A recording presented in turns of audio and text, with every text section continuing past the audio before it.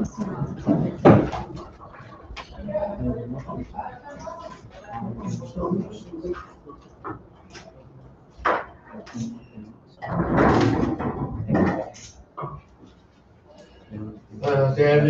basın mensupları, hoş geldiniz. Geldiğiniz için bizi de mutlu ettiniz.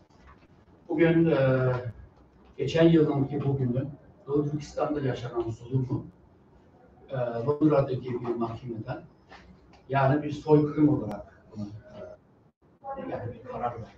Aynı zamanda insanlığa karşı suç olarak. Bu iki suç farklı ama iç içe girmiş durumda var ama bölgede bu durumun ne kadar vahim olduğunu anlatan bir karar alındı. Tabii bu karar alınmasıyla bu mahkemenin yaptırım gücü yoktu. Yaptırım gücüne daha sonra o Hollanda'daki bu uluslararası ceza hukuk mahkemelere başvurulabilir. Oradan sonra başlayabilir.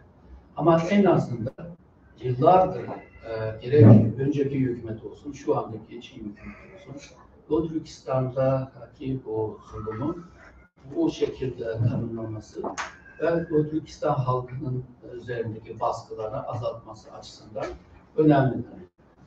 Bu nedenle bunun yıl döneminde yani bu zulümü unutmamak için, bu kararı unutmamak için böyle bir basın toplantısı tertip ettik. Önce biz bu basın bildirimizi okuyacağız. Sonra ben de Alıncan Hoca sizlerin sorulara cevap vermeye başladık. Şimdi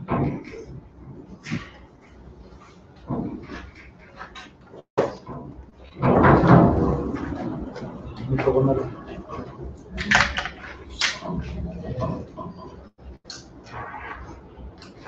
Gönül mikrofon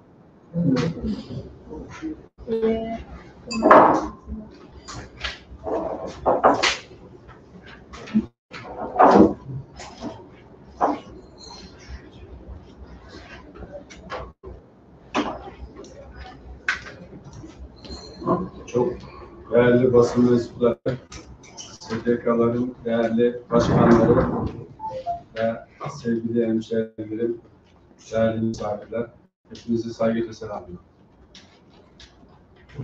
Basın bildirimizi okuyorum. 9 Aralık Uygur Soykırım Günü basın açıklaması.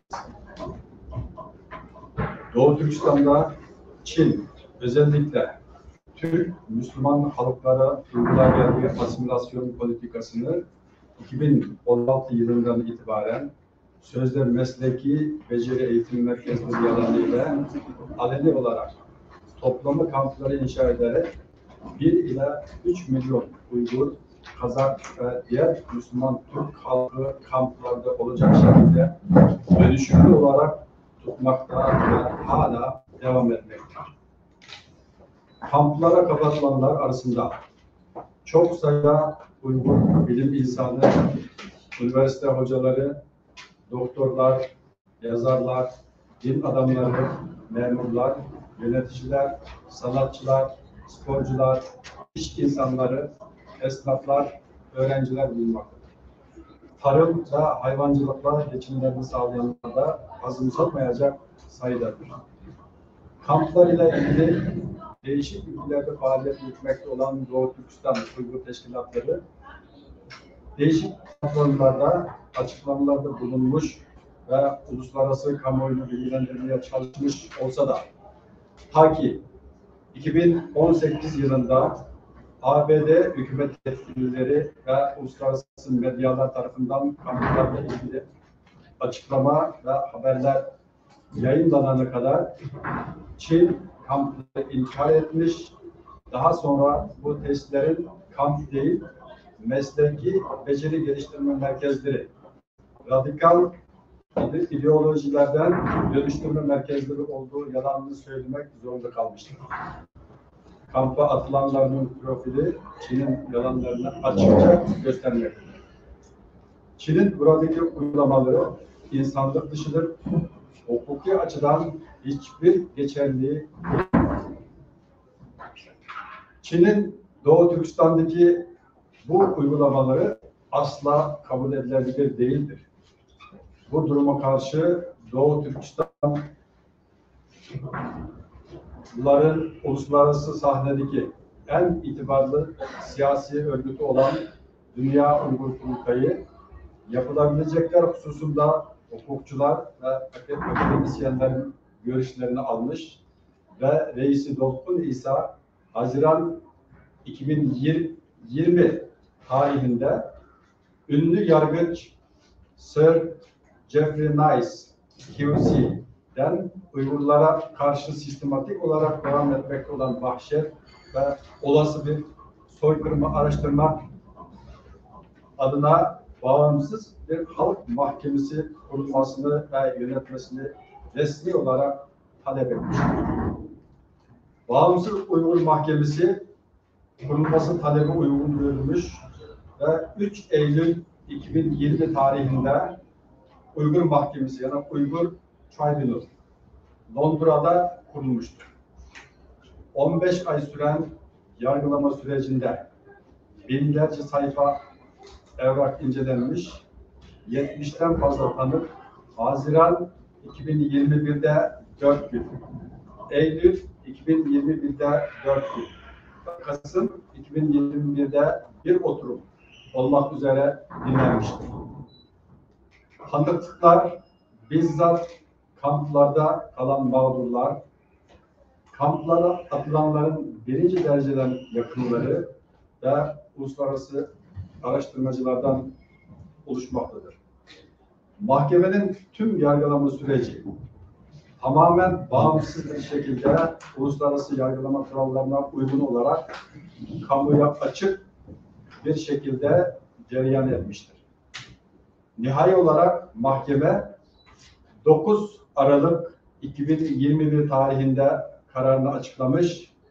Çin'in Doğu Türkistan'da Uygur, Kazak ve diğer Müslüman halklara karşı soykırım ve insanlara karşı suç işlemekte olduğu hükmüne varmıştır.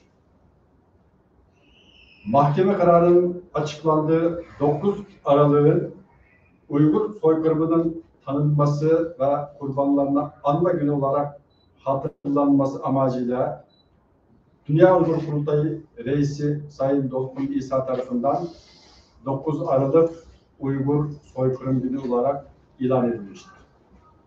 Soykırım artık bağımsız Uygur Mahkemesi tarafından tescillenmiş, şüpheye mahal bırakmayacak bir gerçektir. Uygur Mahkemesi, Uygur insan hakları krizinin en önemli yasal değerlendirmesi ve bugüne kadarki en kapsamlı kanıt organı niteliğindedir. Hükmün uygulanması uluslararası kurumların, devletlerin, hükümetlerin, STK'ların, finans ve ticari kurumların inisiyatifine ve şahısların vicdanlarına kalmıştır. Bugüne kadar Avrupa Parlamentosu ve ondan fazla devletin hükümet ve parlamentoları Çin'in Uygur ve diğer Müslüman Türk halklarına karşı uyguladığı politikalarının insanlara karşı suç ve soykırım olduğunu kabul etmiştir. Demokrasi, özgürlük, insan hakları ve adaleti temel değer olarak gören tüm devletler tarafından Uygur soykırımının tanınması büyük önem arz etmektedir.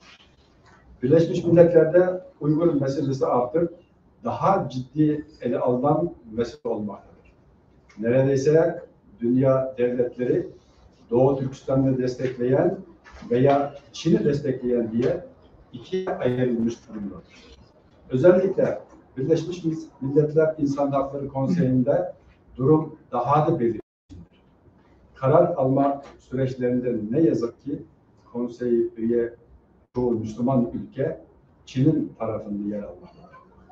Çin'in Uygur ve diğer halklara karşı uygulamalarının hiçbir hukuk normlarına uygun olmadığı zaten bilinen bir realitedir. Yani hangi bir olaya karşı davranışlarının asgarisi ve maksimumu bulunmayan ÇKP ve AVN'leri hiçbir ahlaki değer gözetmeksizin insanlık dışı davranışlarla hareket etmektedir. Sıfır Covid politikası göz önümüzdeki en taze örneklerdendir. Her şey keyfi olarak insan hayatı, haysiyeti, gururu, namusu hiçe sayılarak sürdürülmektedir. Kesinlikle acilen müdahale edilmelidir.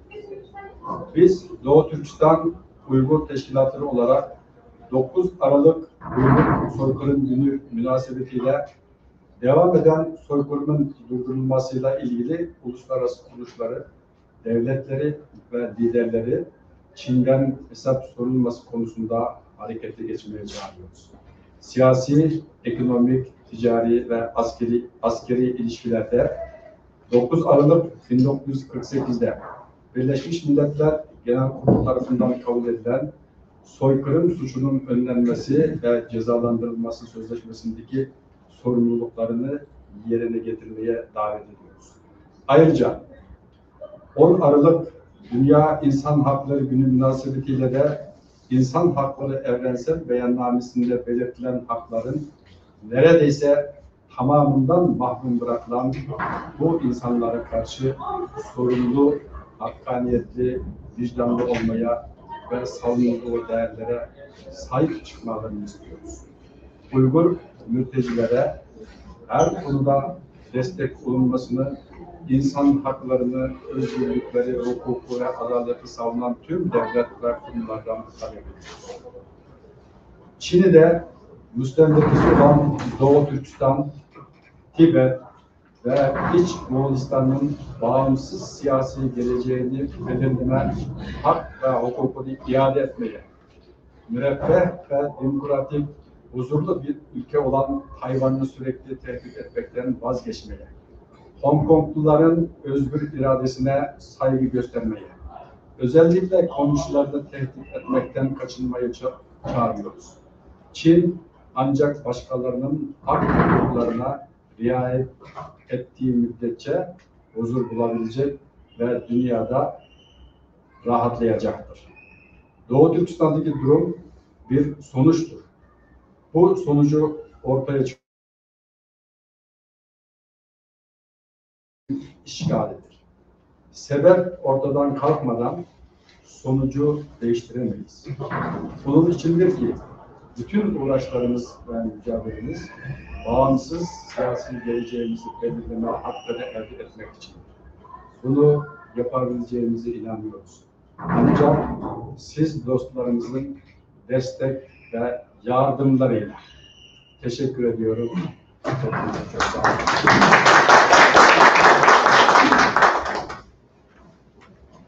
Şimdi bu soykırım kavramı belki hepiniz biliyorsunuz. Bu 48'de Birleşmiş Milletler tarafından kabul edilmiş olan bir sözleşme.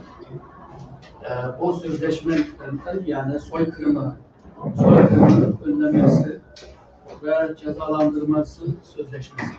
Buna Çin Halk Cumhuriyeti de 82-84'teki süreçte buna imza atmıştır. Ancak 9. maddesine imza. Yani o 9. maddeninki önemli manası şu, yani yargılamadan kaçınmak. Demek ki bunu bilerek daha erken bir tarihte onu anlamış, bilmiş.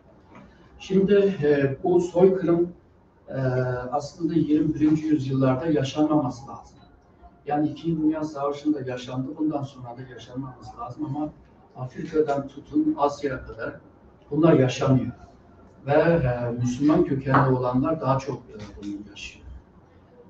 Bunun için bunu önlemek ve derhal harekete geçmek bir önem arz etmekte. Şimdi bu Doğu Türkistan'da bu soykırım nasıl bir soykırım diye sorabilirsiniz belki. Yani Birleşmiş Milletler'in o sözleşmesine göre birinci maddesi yani bir toplumu öldürmektir. Yani bir toplum öbür toplumu yok etme girişimdir. Bu 138 seneden devam ediyor. 1884'ten 3 hükümetler hem Bazı yerlerde bir katliam bir şekilde de öldürülen durumlar. Bu her zaman var. İkincisi toplum üyelerine ciddi fiziki ya da zihinsel zarar vermek. O zaten duyduğunuz belki bu kamp, çalışma kampı ya da bu Uygurcası caza kampı, yani ceza veren kamp. O kampta çektiği fiziki ve zihinsel şeyler çok var. Bunun şahitleri hepsi söylüyor bunlar. Uluslararası ortamda olsun, Türkiye çapında olsun. Bunu hepsini anlatıyor. Ve bu bir milleti sadece bu zihinsel bakımında sadece bir psikoloji baskı değil, bir de seninki kültüründe ruhsal kısmı, yani bir milletin ruhunu temsil eden bazı unsurları da sağlıyor. Örneğin Uygurların atası serseridir, anneleri fahişedir diye o tür eğitim verilmektedir. Yani seni orada kırmak istiyor. Bu tür şeylerde görebiliyoruz. Üçüncü madde ise topluluk üyelerini bilerek tamamen ya da kısmen olarak yok oluşuna götürecek yaşam şartlarına tabi tutmak. Yani yaşanmaz haline getirmek.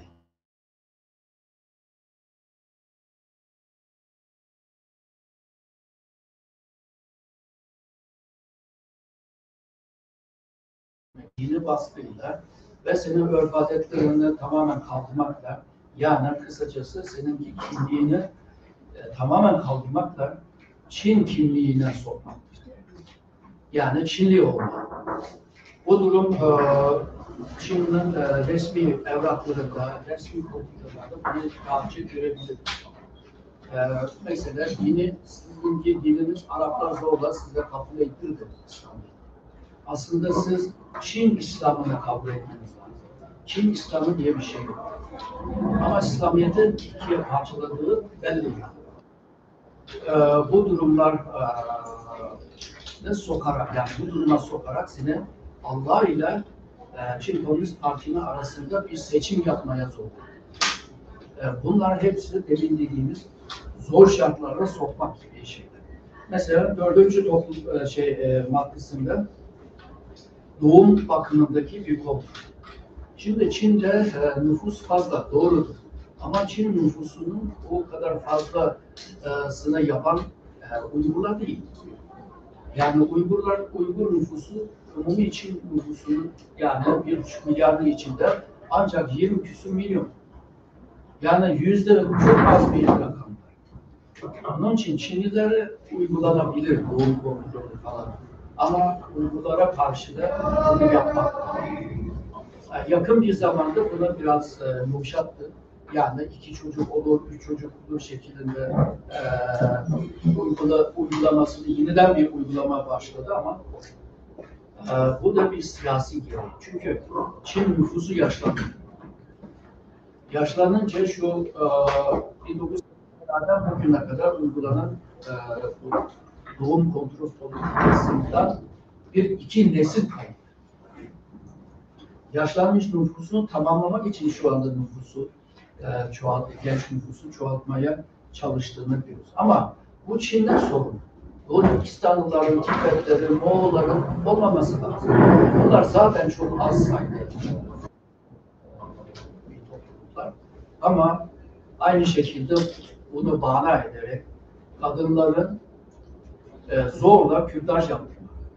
Normalde tıbbi bakımında zaten belli bir aydan sonra yapılmaz yani. Ama o senin karnını açarak yapar. Ondan sonra sen kontenjanla doldurdun, seni bu yumurta yoluna bağlayacağız. Ve bağlıyor. Doğumsuz haline getiriyor. Onun ötesinde sağlıklı olmayan, mesela köyde, kırsal yerlerde sağlıklı olmayan yerlerde kadınlara bunu uyguluyor. Biliyorsunuz bu doğum esnasında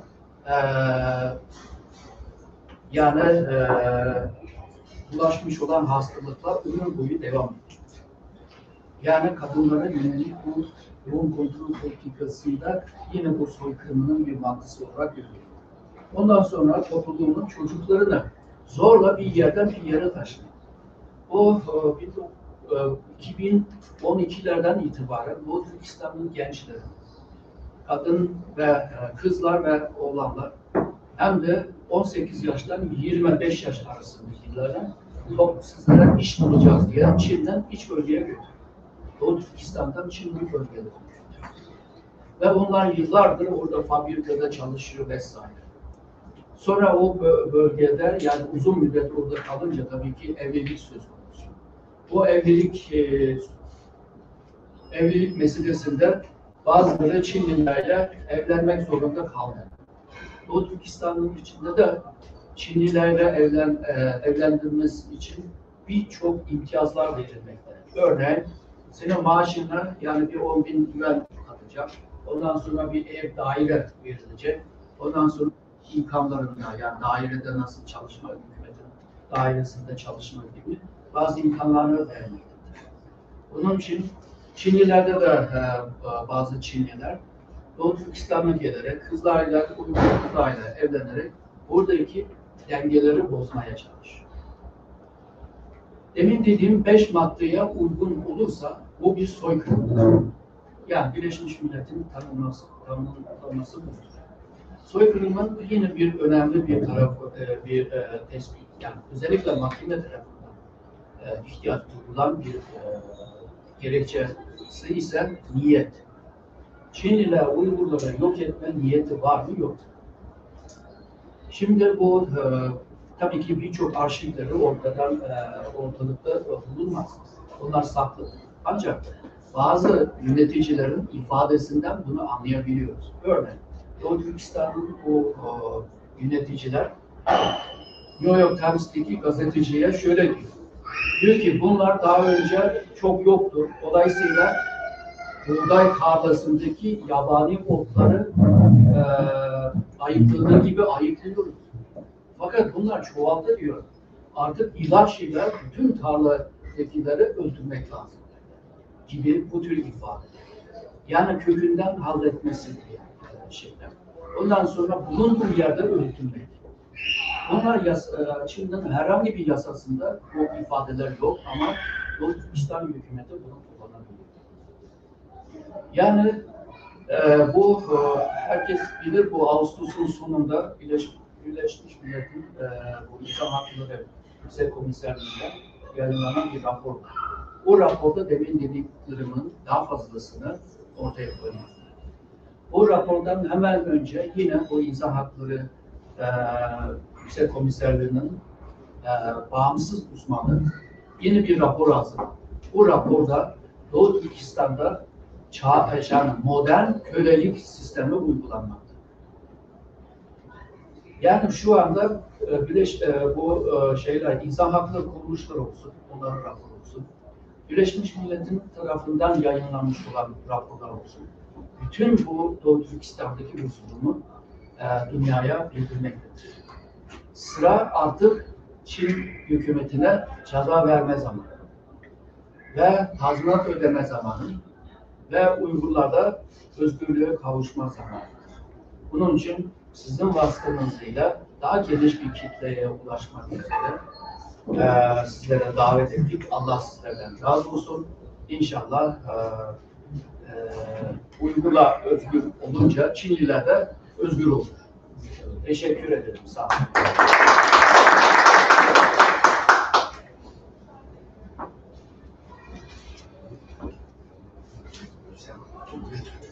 Şimdi Profesör Doktor Alıncan size birkaç şey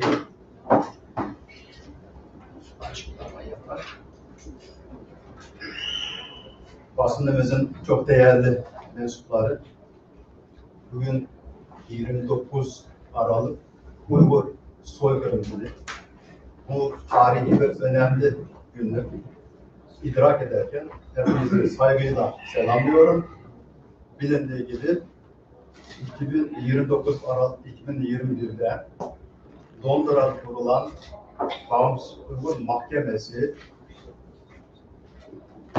tarafından Çin'in Doğu Türkistanlılara yönelik uyguladığı politikaların bir soykırım politikası olduğuna ve insanlığa karşı suç olduğuna hükmetmiştir.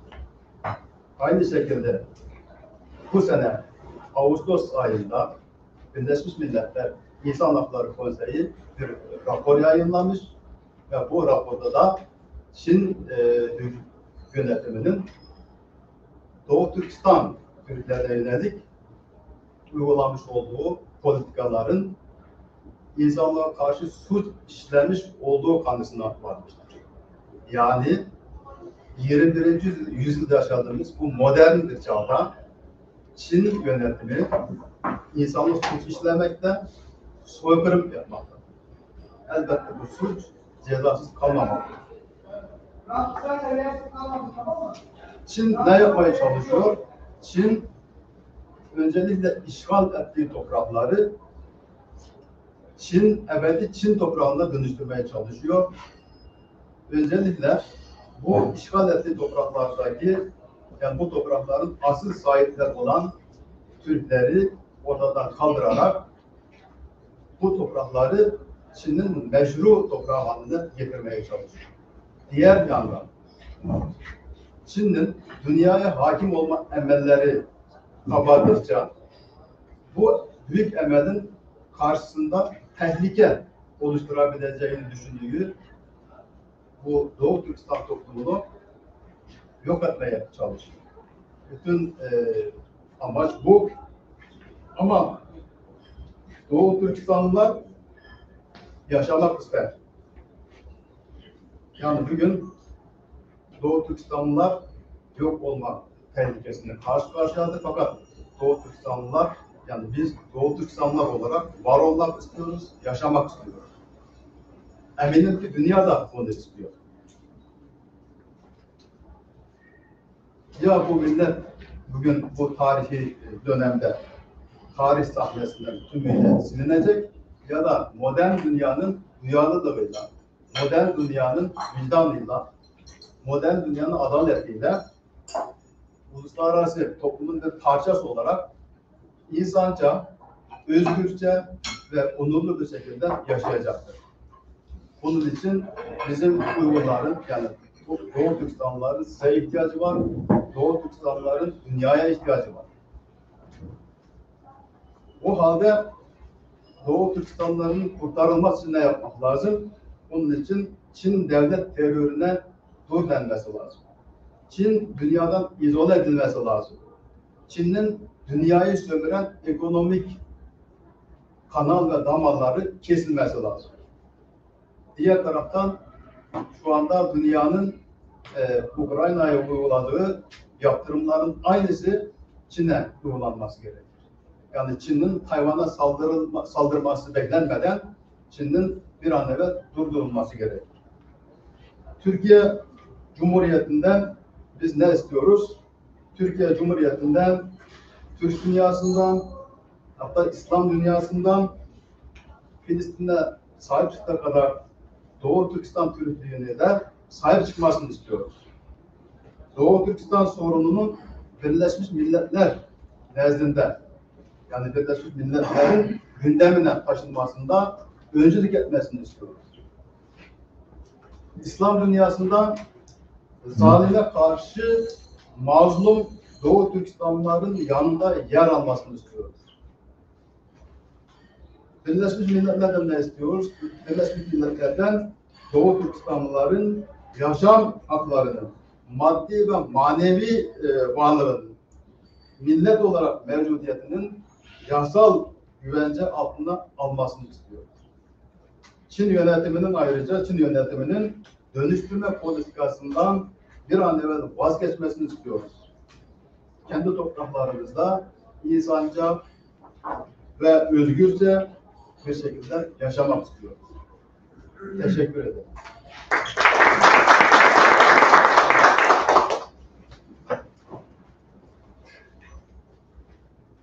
Soru sormak istiyorum. Sorabilirim. Semir Abucu Tanrı. Doğu Türkistan'da, işgal altında Doğu Türkistan'da ve Çin'in geri kalanında başlayan protestoların etkisi ne oldu ve nasıl devam edeceğini düşünüyorsunuz? Bu protestolar bir dönemsel bir hareket. Uzun devam edebilmesi için çok farklı bir organizasyon olması lazım. Fakat bu organizasyonu Çin'de yapmak çok zor. Bunun için geçici ve acil ve tepkisel reaksiyon bir protestodur. Şu anda yani bugünlerde zaten bu azaldı. Aksine Çin hükümeti ya da polis teşkilatı protesto yapanları gizlice evine gidip yakalamaya çalışıyor. Fişlemeye çalışıyor. Bunun için bu tabii ki önemli bir gelişmedir. Bu 89'dan sonra yani öğrenci hareketinden sonra Çin'de biraz daha geniş çapta olan küçük ama geniş yani eyaletler, farklı eyaletlerde yapılan bir protestodur. Bu Xi Jinping içinde de çok da önemli. Neyse önemli. Daha başkan olup bir ay olmuş. Bir aydan sonra bu olay çıkıyor. Halbuki bu Çin'i nasıl bir seviyeye götüreceğini, dünyanın en ileri ülke haline getireceğini söylüyor. Hem de Çin politikası temelinde insanlık var. Madem insanlık var, insanlıkla ona bir cevap ver. Bu açıdan bir önemi var. Ama bu belki ilerideki daha büyük çaptaki bir protestonun bir başlangıcı da olabilir. Onu tabii ki ilerideki aylarda bunu takip edip göreceğiz. Başka soru yoksa arkadaşlar ikinci bir soru daha soracağım. Önce Hollanda'da sonra da İtalya'da bugün özellikle Çin'in polis karakolları kurduğu ve Çin vatandaşlarının ya da Çin'in işgali altındaki ülkelerden gelenleri takip ettiği tespit edildi. Bu karakollarla ilgili Dünya Uygur Kurultayı'nın bir çalışması ya da nasıl diyeyim, uluslararası arenada bir tepkisi olacak mı, girişim olacak mı? Ya da bu karakolların Türkiye'de başka ülkelerde olduğunu düşünüyor musunuz? Bence Türkiye gibi, Orta Asya gibi Türk dünyasında var diye düşünüyorum ama ben görmedim. Çünkü Çin buna Avrupa devletlerde yapabiliyorsa demek ki diğer ülkelerde de bunu yapabilir. Ve bu bazı bizimki vatandaş yani Doğu Türkistanlılarla gizlice telefonda konuşup görüşüp onlardan bilgi alma ve bilgi temin etmesine zorlaması gibi bu tür telefon edenlerin çoğu da bu tür polislerden olabilir. Ama Türkiye'de henüz böyle bir şey ortaya çıkmadı ama 100'den fazla böyle polis polis stasyonu mevcutmuş yani. Şu anda birer ortaya çıkmakta. Tabii ki bu tür Çin'in diplomatlarının dışındaki bir kılıfa girerek bulunduğu ülkelerde hem Uygurları, Tibetleri, muhalif Çinlileri takip etme bu yıllardır vardır. Eskiden de var. Dünya Uygur Kurultayı buna Birleşmiş Millet'in bünyesinde olsun, o Interpol olsun veya benzer kuruluşlara hep bu tür olayın var olduğunu iletti. Ama dünya pek inanmıyor. Yani şu anda illa da Batılıların bir gazete ya da bir kuruluş bunu deşifre edecek ki ondan sonra da inanacaklar. Yani bu durum tabii ki Çin bunu kabul etmiyor. Daha farklı belki hala gündeme gelmedi, ileride gündeme gelir diye düşünüyorum. Bu İpek Yolu projesi var. İpek Yolu Çin'den Avrupa'ya kadar uzanan bir yol. Tabii bizim anladığımız karayol değil, hava yolu, karayolu, internet yolu, enerji yolu falan bu 5-6 tane yol birliktedir. Şimdi bu yolların güvenliğini koruyabilmek için sivil güvenlik elemanları eğitiyor. Bundan sonra bunlar bulunduğu Birleşmiş Milletler, bu İpek Yolu topluluğu diye bir topluluk oluşturdu biliyorsunuz. Bu yılda, gelecek yılda 3. toplantısını yapacak. Buna üye olan ülkelerde bu tür sivil ama polis özelliği olan bu tür insanları gönderecek. Buna da belki ileride basında da yine ortaya çıkabilir. Çin kendi çıkarlarını sağlamak için uluslararası kural ya da benim yasalara fazla da takmıyor. Artık ben büyük ülke, herkesi beni dinlesin diye bir konuma girmiş. Teşekkür ederim. Başkan Bey bir devreye girip bir bilgi mahiyetinde almak istediğim bir sorum olacak. Şimdi gördüğüm kadarıyla Dünya Uygur Kurultayı Londra, özellikle belirtiyorsunuz, bağımsız Londra Mahkemesi diyerek. Ben buna çok önem verdiğim için tekrar ettim. Bu bağımsız Londra Mahkemesi'nin almış olduğu soykırım kararı. Bunun biraz daha genişlettiğimiz zaman 20 üzerinde zannedersem ülkelerin parlamentoları bu hususta kararlar almışlardı ama bugüne kadar takip edildiği kadarıyla bu alınan parlamento kararları neticesi böyle bir heyecanlanma görmemiştim ben. Bu ya bağımsız Londra Mahkemesi'nin almış olduğu karar sizler açısından hem sonuçlar açısından hem de kamuoyu oluşturma açısından daha mı önemli parlamento olarak? Teşekkür ederim. Yani bu mahkemenin kararı daha Evet, önemli. evet. Şimdi neden bağımsız diyoruz? Çünkü hem Birleşmiş Milletler'in bünyesinde hem de bazı ülkelerin kendi iç hukuklarında malum bir mesele üzerinde bağımsız bir mahkeme kurulabilir. Mesela diyelim Birleşmiş Milletler bünyesinde Çin Filipinler arasında bir sorun yaşandı. Deniz ihtilafları yaşandı. Filipin hükümeti Birleşmiş Milletler'e başvurarak ayrı bağımsız bir mahkeme kurabilir. Tabii onlara eğer de ihtiyaç duyarsa yani bir şey sunmuş olan raporlara göre. Dünya Uygur Kurultayı böyle bir yolda tercih etti. Peki niye Birleşmiş Milletler yapmadı? Çünkü orada Çin'in etkisi var. Orada yapılması zor. Niye İngiltere'de yaptı? Çünkü İngiltere'nin iç yasasında böyle bir imkanla sunuyor. Böyle bir imkan var. Yani bağımsız bir mahkeme olabilir.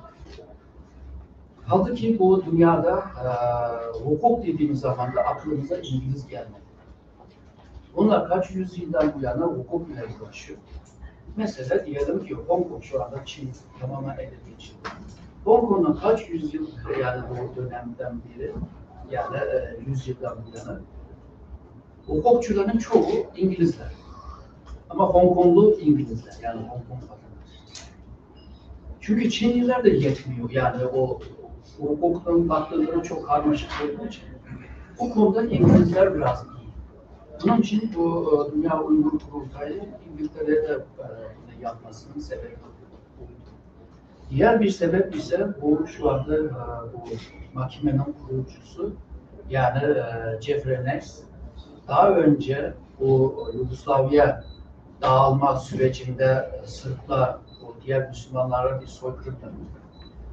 O Milosevic'i yargılayan kişidir.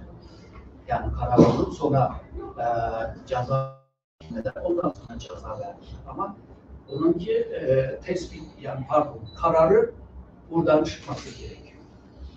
Bunun için bu Jeffrey Ness önemli olan hukukçuları, savcıları, avukatları toplayarak mahkeme oluşturdu. O mahkemede böyle bir karar çıktı. Bu da bizim beklediğimiz bir karar. Çünkü Doğu Türkistan'da bir zulüm yaşanıyor. Buna bir isim verilmesi lazım. Neydir? Sadece zulüm ile geçmez. Yani uluslararası hukuk tarafından bilinen bir kelime, bir kavram bile tanımlamamız lazım. İşte bu soykırım daha uygun. Ki onlarda da çeşitli bu araştırmalardan sonucunda bunlar da ortaya çıkar. Tabii bu soykırım olarak tanımlandığı zaman da soykırım uluslararası tarafından yasaklanan bir girişim olduğu için uluslararası tarafından gelen bir baskı, yani Çin'e yönelik baskı belki Doğu Türkistan'daki o baskını azaltabilir. Yani tamamen kaldırır diyemiyor. Bu açıdan önemlidir. hem de yurt dışındaki faaliyet için, yani Doğu Türkistan faaliyeti için de önemli. Çünkü daha önce Doğu Türkistan'da böyle bir şey yaşanıyor, zulüm yaşanıyor, soykırım yaşanıyor ve bu sömürgecilik yaşanıyor. Ama inanan çok yok. Böyle bir şey oldu mu? Çin büyük ülke, o kaç bin yıllık kültürü olan, medeniyeti olan bir ülke bunu yapmaz. İşte eğer de mahkeme tarafından böyle bir tanım yaparsa, bir karar verirse, bu inanmayanları da inandırması açısından da önemli. Yine bu Doğu Türkistan meselesi 2019'da, daha doğrusu 2018 Ağustos'ta Birleşmiş Milletler birkaç komisyonda Uygur meselesi tartışmaya girdiğinden sonra Avrupa Birliği olsun, Amerika olsun, oradaki milletvekiller buna sahiplenmeye başladı. Yani böyle bir olay varmış, bak raporu var, kaç milyon insan var diye. Ancak Türkiye gibi bazı ülkelerde, Müslüman ülkelerde şöyle anladılar. Bu Amerika'nın oyunu. Türkiye-Çin ilişkisini bozmak için yapılıyor. Arap-Müslüman dünyasının Çin ilişkisini bozmak için yapılıyor. Böyle bir bakışında olanları inandırmak ya da onları inandırmak için değil, bu tür bağımsız mahkemeden çıkan Devlet diyorsunuz. Değil mi? önemlidir. Yani buna önemi epey var yani. O Türkistan davasında önemli bir adım sanırım. Güzel, pardon. Bilirsiniz efendim böyle. Bu evliliklerden bahsetmişsiniz. Çinlilerle Uygurlar arasındaki. Bu erkek kadın fark ediyor mu? Mesela Uygur erkekler Çinli kızlarla evlenebiliyorlar mı? Onda bir sıkıntı var mı? Belki sıkıntı yok ama öyle olay yok. Hep Çinli erkek, Uygur kız. Evet. Görünen hepsi bu. O tür bir yasa var mı falan, engel var mı onu tam iyi bilmiyorum. Yani belki olmadan. Yazılı bir şey yoksa da Bir uygulamada. şey diye demek zor. Ben Türkiye'nin desteğini görüyorum. Bu destek Doğu Türkistan'da ne kadar etkili? Ve biz Türkiye olarak daha fazlası için ne yapabiliriz? Benim sorum bu. Alınca Evet, ben bir konuşmamı bunu dile getirmiştim. Şimdi Türkiye Cumhuriyeti'nde bizim isteğimiz şu aslında. Orada çok büyük bir zulüm var, soykırım var, insanlara karşı işlenen bir suç var. Suçları cezası kalmamalıdır. Böyle bir durumda elimizde çok güçlü bir karar var. Bu politik karar değil, hukuki karar. Bu yüzden elimiz güçlü. Böyle bir durumda Türkiye Cumhuriyeti'nin bu davayı, bu meseleyi Birleşmiş Milletler'in gündemine taşınmasında bize yardımcı olmasını ya da öncülük etmesini isteriz. Bu önemli bizim açımızdan. Şu anda elbette Türkiye Cumhuriyeti'nin yardımı var. Türkiye'de yaşayan 50-60 bin kadar soydaşımız var, Doğu Türkistanlı var. Bunlara her çeşit yardımı yapıyor. Burada problem yok ama bu yardımlar meseleyi çözmez. Meselenin ancak bir kısmını, çok mikro bir kısmını çözebilir ama makro açıdan baktığı zaman meseleyi çözmez. Bu meselenin çözümü Birleşmiş Milletler'de. Bu davanın, bu sorunun Birleşmiş Milletler'e kesinlikle taşınmasında yarar olacak. Biz Türkiye Cumhuriyeti'nin, yani devletimizin, hükümetimizin bu konuda bize yardımcı olmasını istiyoruz. Bu konuda öncü olmasını istiyoruz. Eğer Türkiye Cumhuriyeti bu konuda harekete geçerse, Türk dünyası da var elbette. İslam dünyası da var. Türkiye'nin peşinden pek çok gelecek ülke var diye ben buna inanıyorum. Fakat o noktada değiliz şu anda. Bir an evvel oraya doğru gitmek lazım. Çünkü bu soykırım çok ağır bir mesele. Yani biraz da dediğim gibi yok olma tehlikesiyle karşı karşıyayız. Bunun kurtarılması lazım. Doğu Türkistanlıları kurtarmak, bu biliyorsunuz Uygurlar Türk dünyasının çok önemli bir parçasıdır. Doğu Türkistan kadim bir Türk yurdudur. Bunların tümüyle Çin tarafına götürülmesine göz yumamayız. Bir an evvel bu meseleyi en azından bunun çözümünde bize Türkiye Cumhuriyeti'nin yardımcı olmasını bekliyoruz, istiyoruz. Teşekkür ederim. Benimki bir soru değil. Belki 100 kez anlattı. soykırım kelimesi çok da böyle bir kelime gibi duruyor. Bundan bir yıl önce ben bunların haberlerini çok fazla yaptım. Kopyala yapıştır haber. Bir iki basından alma haber yaptım. Türkiye'deki bir depremde kızıma ulaşamadım. Telefonu kapatmış yapmış ve büyük bir telaşla evine gitmek için çıktığımda telefonum açtı. Ben kızıma ulaşamadığım için bir sürü sistemlere derken ertesi gün İstanbul'dan Ankara'ya yürüyüp gelen 9 Uygur kadın, bir de 7 Uygur kadın, yanında bir tane de onlara tercüman olan Reyhan Hanım beni aradı ve haber için çağırdı. Ben kendi başıma yeterli olmadığım için Fahrettin Bey'i çağırdım. Ve orada duyduklarım o soykırım kelimesinin içinde vicdanıma geldi. O güne kadar soykırım kelimesi bir kelimeydi. O günden sonra hayatımda değişen ve her gördüğüm yerde anlattığım şey. Kadının biri dedi ki, kızımın resmini gazetede gördüm ve kızım yaşıyor. Bunun için mutluyum dedi ki, ben bir deprem için neler yaptım. Belki de 200 metre arada bir yürüsem yürünecek bir yerdeki yere. Bir kadının biri de şey dedi, hamileydim, eşimle hacıya gittik, hacıdan sonra eşim beni buraya bıraktı. Kendisi öbür çocuklarımla birlikte o günden itibaren çocuklarımdan ve eşimden haber alamadım dedi. Hepsi o kadar çeşitli şeyler anlattı ki ondan sonra ara ara ben programlar yapmaya başladım bununla ilgili. Salih Aynural'la yaptığım yayını bitiremedim. Ben hiç ağlayan da biri değilim. Burada da ağlamayacağım. Benim o günden itibaren yüreğimde. Eğer gerçekten Türkiye basınının yüreğinde olsaydı burada biz 15 kişi olmazdık. Hani herkesin arkasında sürüklenen bir kamera, basın, televizyonlar olurdu. İlk önce Türkiye'nin, dünyaya hükmede ben bir şey diyemem ama ilk önce Türkiye'deki kadınların, ben bir deprem sonrası kızıma ulaşamadım diye haykırıyorsam, ben çocuğumu istemiyorum Çin devletinden. Çocuğum Çin'in malı, ben sadece yaşadığını öğrenmek istiyorum diyen kadınlar mevcutsa, ben bunu kendime vicdanen utanç sayıyorum. İlk önce insanların vicdanıyla size el dokunması gerekir. Burada çok basitçe anlatıldı ve basitçe kelimelerle kapattık konuyu. İlk önce kadınların, artık erkeklere de erkekler seslensin, vicdanıyla göremedikleri çocuklarını ya da ulaşamadıklarındaki acıyı nasıl hissediyorlarsa bunu da öyle hissetmelerini temenni ediyorum. Sizce geçmiş olsun. Çok basitti bizimki. Utandım. Yok, estağfurullah. Yani her acının kendi noktasında farklı olur. Evet, buyurun. Hocam ilk haber ajansının muhabirlerine sattık.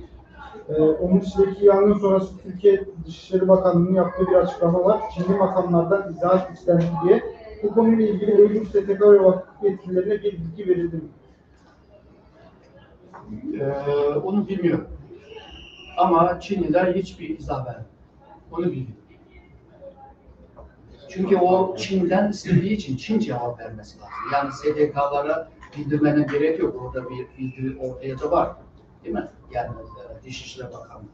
Türkiye herkesinden önce öyle bir bildiri talep yayınlandı.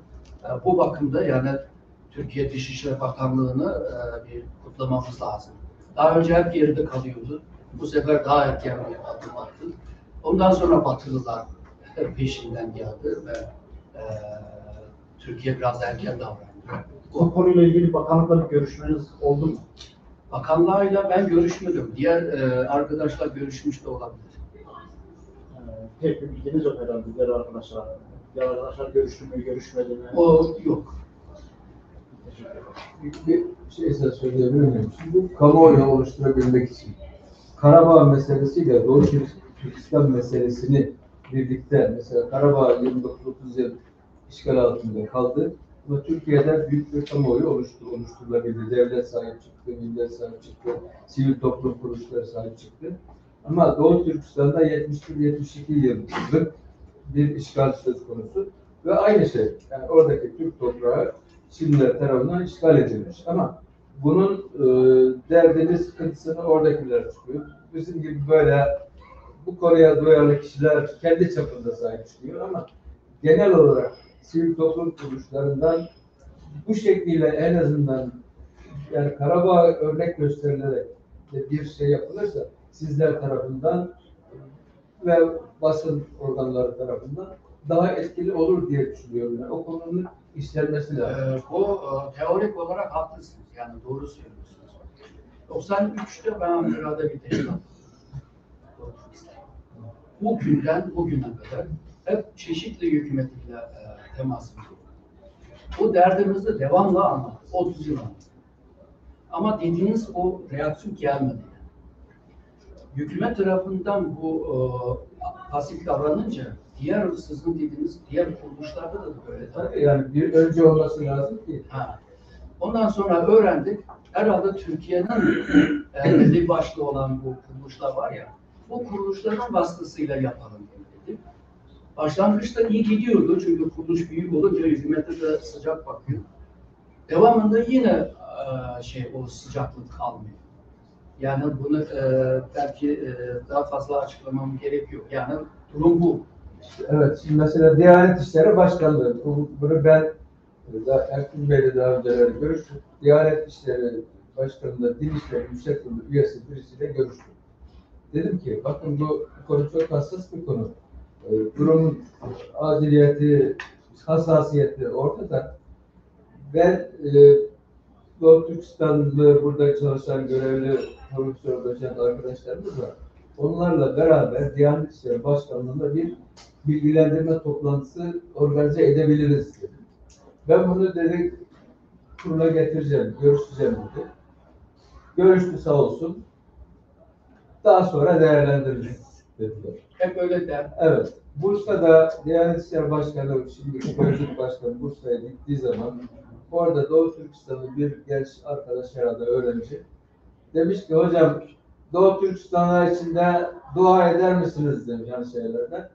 Ederiz inşallah demiş ama hala edecek. Kaç sene? Herhalde 3 sene oldu.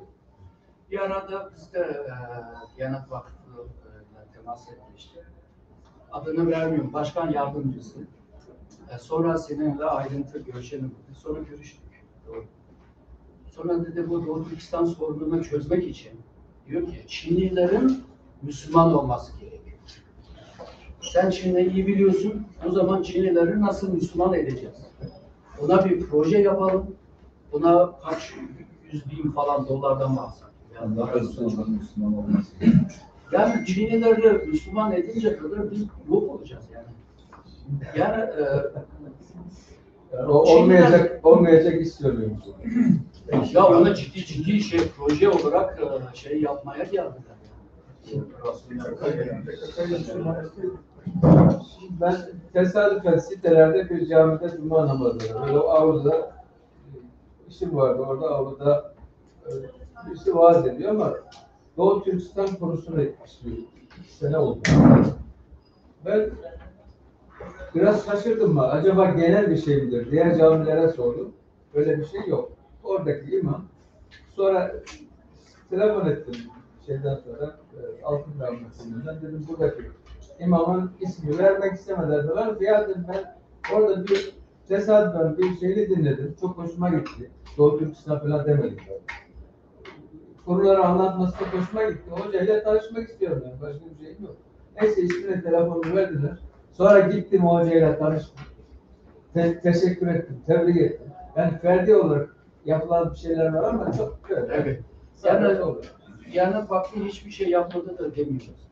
Mesela arada değil mi? Yani bu hutbede bayram namazında, cuma namazında böyle dile getiren durum var.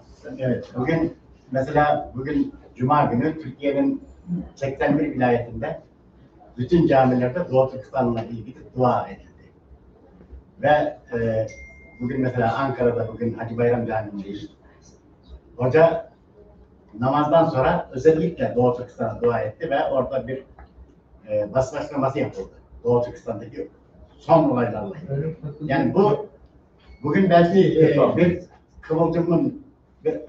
kıvılcım çaktı diye düşünüyorum. Yani camilerde değil demek. Ben Keçiören'de katıldığım camide sonunda öyle bir dua yok yani belirli camilerde, bütün şehirlerde belirli camilerde.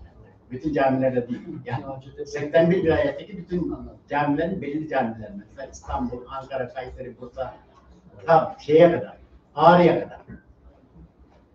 Bu bir başlangıç diye düşünüyoruz inşallah. Yani bugün tabii aynı zamanda 9 Aralık Dünya Uygur İnsan Hakları İhlalleri Günü olarak ilan edilmesinin sebebi bugün bu camilerde Doğu Türkistan'la ilgili dua edilmesi inşallah bir başlangıçtır diye umuyoruz. Evet. Son olarak hepinize, şimdi biz Türkiye'nin medyada yer almasını istiyoruz. Bugün geldiğiniz için hepinize çok teşekkür ediyoruz. Ben bütün büyük medya gruplarına bizzat kendim davetiye götürdüm.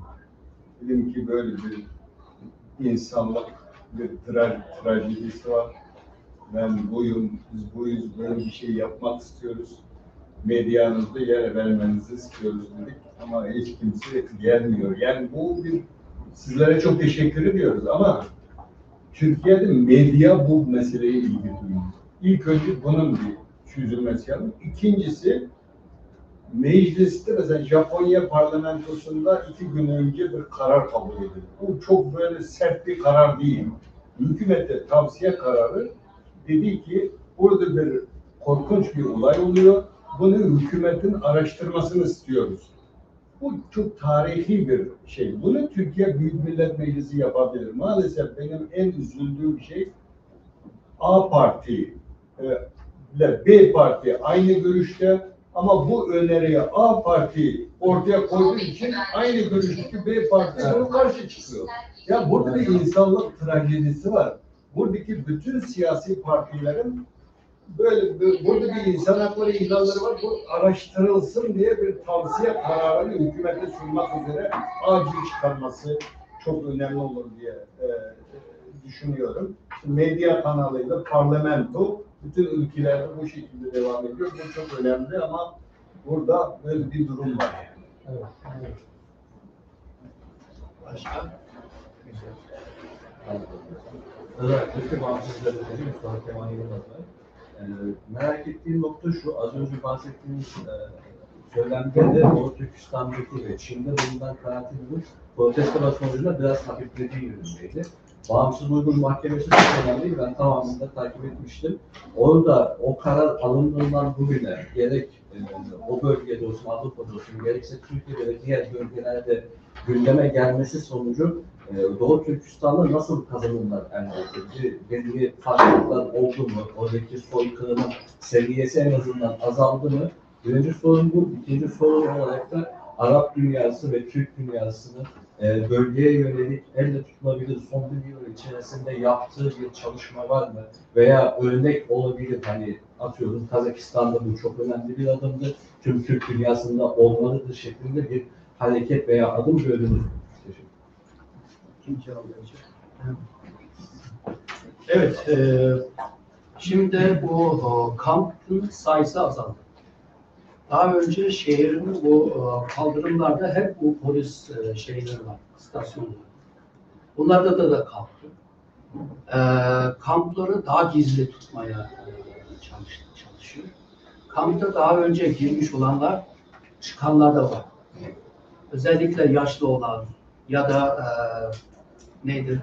Ben eğitimi iyi aldım, artık ben Çinliyim. Yani diyenler, güven kazananlar çıkmış. Bu mahkeme kararıyla alakası var mı yok mu onu kestirmek zor. Geçmişe göre biraz daha kapalı, daha gizli tutmaya başladı. Haberleri almasında da biraz zorlandı. Ama kampın sayısı azaldığını biliyoruz. Kamp ama devam ediyor. Yenisinde yine içine atıyorlar. Şimdi Türk dünyası ve Müslüman dünyası bu mesele çok zor bir mesele şu anda. O Türkistanlıların çoğu Müslüman ve çoğu da Türk. Dolayısıyla bu iki kimliğe sahip olduğu için bu iki kimliği temsil eden iki dünyaya, yani Türk dünyası ve Müslüman dünyasına da ihtiyacımız var. Çünkü aynı kimlikte olduğumuz için paylaşım, yani destekleme açısından önemli. Yani Doğu Türkistan Türklerin son kalan bir ana yurdu. Değil mi? Moğolistan artık senin. Doğu Türkistan son ana yurdu. Bir de bu Doğu Türkistan İslam dünyasının en doğudaki toprağı. Biliyorsunuz bu cihat ile alınmış olan toprağın korunması da Müslümanlık görevi. Ama şu anda bu Türk yurdunu ve Müslüman yurdunu koruması sadece Doğu Türkistanlılara kalmış.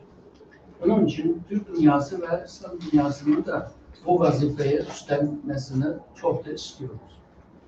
Ancak bu iki dünyadaki devletler Çin'den umduğu şeyler var.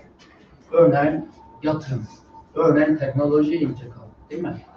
İran gibi ülke daha çok Batı'ya karşı çıktığı için Çin'in desteğini istiyor. Suudi Arabistan sadece bu enerji ilişkiler dışında yine Amerika'ya karşı Çin'e destek veriyor. Kaldı onlar da şunu düşünüyor, yani ilerideki dünyada Çin yükselecek, Amerika batacak. Dolayısıyla Amerika'nın Çin'in yanında yer almak olur. Bir de Çin insan hakları, demokrasi, değerler falanlar baskı yapmıyor Çin. Sadece ticaret konuşuyor. Öyle olunca işine geliyor. Orta Asya'daki Türk devletlerinin de sıkıntısı var. Bunlar Rus ve Çin arasında sıkışmış olan devletler. Onun için bu Çin'e karşı daha sert tedbirlerini alamıyor. İnsan hakları açısından böyle bir şey söyleyebiliyor. Onu da sessizce, yani düşük sesle söylüyor. Yeterli değil. Çin açısından, yani Çin'in o politikasını değiştirebilecek şeyler değil. Mesela bugün şu anda Xi Jinping Suudi Arabistan'da 3 günlük bir ziyaret var. Orada nasıl, yani Joe Biden'dan daha büyük bir karşılamalar oldu. Yani Çin'in çıkarı bizim çıkarımız diyor, yani Prens Salman. Yani Çin'in çıkarı senin çıkarın olmuş. Ne kadar yakın. Yani ortak çıkar olarak. Yani Çin diyor ki Doğu Türkistanlılar teröristtir. O zaman ortak çıkar olduğuna göre Suudi Arabistan'da da Uygurları teröristler. Yani böyle demedi ama 2019'da Çin ziyareti esnasında Çin'den Doğu Türkistanlılara uyguladığı bu kamp politikasının doğru olduğunu söyledi. Desteklediğini söyledi. Çin'de onlarla terörist diye içindik. O da doğru yapıyorsun. Ancak öyle durumlar da var. Yani Müslüman veya Türk dünyasının hükümet dışında toplumda Doğu Türkistanlıları destekleyenler. Arap dünyasında aydınlar var, gazeteciler var, yazarlar var, düşünürler var. Onlar devamlı bir şeyleri yazarak uyarmaya çalışıyor. Bu açıdan yani biz daha ümitli. Doğu Türkistan teşkilatlar gerek bu İstanbul'daki teşkilat olsun, yurt dışındaki teşkilatlar olsun. Bunlar bu İslam dünyasıyla temasları var. Ta Endonezya, Malezya kadar var. Yani sadece Orta Doğu değil. Hem de diyelim ki Hindistan, Kuzey Hindistan'da Müslümanlar epey var. 180 milyon Müslüman var. O Pakistan'da 180 milyondan fazla Müslüman var. Bengal'ı ilave ediyorsun. Orta Asya'nı da Güney Asya'yı ilave edersen 500 milyondan fazla Müslüman görüyorsun. Kuzey Hindistan'daki Müslümanlar da destekliyor. Mesela Bengal'da her zaman bir olay olduğunu protestoya çıkıyor. Yani Müslüman dünyasında destekleme var, umut da var. Yani Doğu Türkistan'ın teşkilatlar bunlarla temas içinde tabii ki daha fazla yapabilmek için bazı imkanlara da ihtiyacımız var. Başka? Eğer yok, şu başkanların söyleyecek sözler var mı sizin? Yeterince. Evet. Başka yorumda ya da bir katkıda bulunmak isteyen katılımcılardan varsa. O zaman yemekte konuşalım. Çok teşekkür ederiz. Sağ olun.